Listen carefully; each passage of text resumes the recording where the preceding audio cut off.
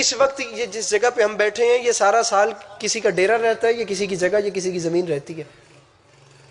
اس وقت یہ کسی بندے کی رہائش گاہ نہیں ہے، اس وقت یہ امام حسین کا دربار ہے۔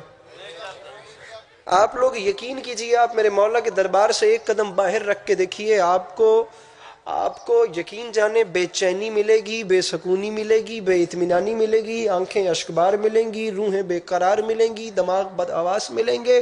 انسان بیچارہ ڈرا ہوا ملے گا۔ حضرت آدم کے پہلے بیٹے کے قتل سے لے کر ابھی تک کے گزر جانے والے سیکنڈ تک اس خدا نے جو تقسیم بنانے والوں کی رکھی ہے، اس میں اس نے سانپ سے زیادہ زہریلا کوئی نہیں بنایا، بھیڑیے سے زیادہ خون آشام کوئی نہیں بنایا، چیتے سے زیادہ سفاک کوئی نہیں بنایا، شیر سے بڑا اس نے درندہ کوئی نہیں بنایا، اور انسان سے اس نے اشرف مخلوق کوئی نہیں بنائی۔ لیکن آپ نگاہ دوڑا کے دیکھیے، ابھی باہر کی دنیا میں حضرت آدم کے بیٹے کے قتل سے لے کر ابھی تک شیروں نے اتنے شیر نہیں مارے، چیتوں نے اتنے چیتے نہیں کاٹے، سانپوں نے اتنے سانپ نہیں ڈسے جتنے انسان نے انسان مارے ہیں۔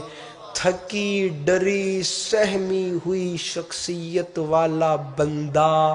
باہر کی دنیا سے لڑکھڑاتے سنبھلتے اور ڈرتے ڈرتے جس وقت فرش عزا پہ آ کے بیٹھتا ہے تو اسے ایسا محسوس ہوتا ہے جیسے اسے دوبارہ ماں کی جھولی مل گئی ہے۔